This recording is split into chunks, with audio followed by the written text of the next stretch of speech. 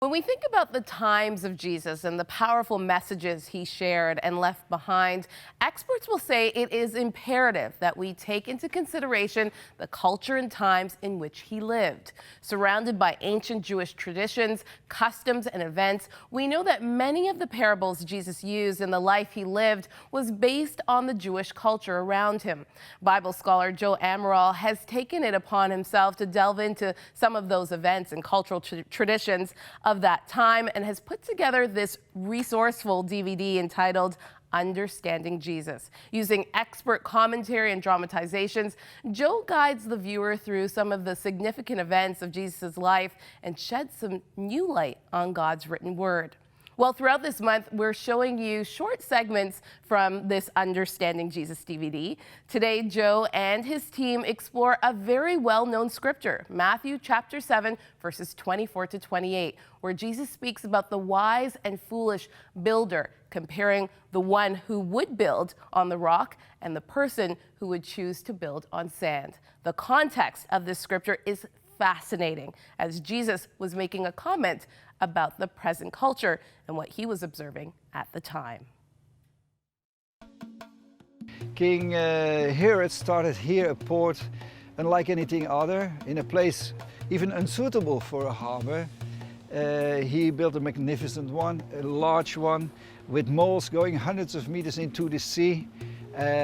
So large that it comprised a whole area of 2 square kilometers, with an inner basin, an outer basin, with big moles, with storehouses on it, and vaults, something immeasurable. And this became, of course, the center of trade and administration of all this region in those days, and became also the port through which he imported all his building material, all the granite and marble pillars and stones and slabs that he created, this beautiful marble, glistering marble city in the sunlight here called Caesarea. In the 1st century, King Herod's harbor on the Mediterranean shoreline would have been a wonder to behold. When Jesus referred to building on sand, there is no doubt that his audience would have immediately pictured the magnificent structures that King Herod brilliantly engineered here, and it would have been no easy task for the king. Powerful forces of nature were working against him. Here he had a long sandy coastline with no hard rock underneath once he left the coast. And so every structure you built on sand, so which is of course a problem. Especially here, this is sand that comes all the way from Egypt. It's like a moving sand. And this coast is also plagued by lots of storms, heavy storms in winter time.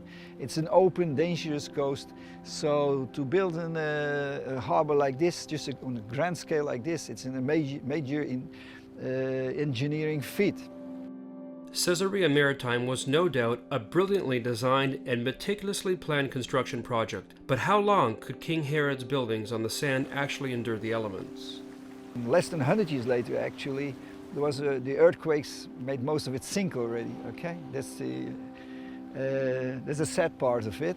But you can see even after me, the Crusaders later rebuilt some moles over here just by using pillars. I don't know how they moved them all of there and put them so neatly in place over there, these heavy granite pillars, but they built other moles here to protect this still open area here. Again, to use it as a Crusader port also.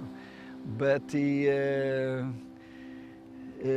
remains in the water are still fantastic, and therefore there's today also a diving center on the other side, which has an underwater park, so you can actually dive on the remains of the port of King Herod, which is now underwater, of course. Doesn't that just give you a whole new perspective on that scripture? Well, using the insight of some of the most prominent biblical scholars, as we just saw, along with dramatizations, this documentary is a useful resource for anyone wanting to understand the life of Jesus in a deeper way.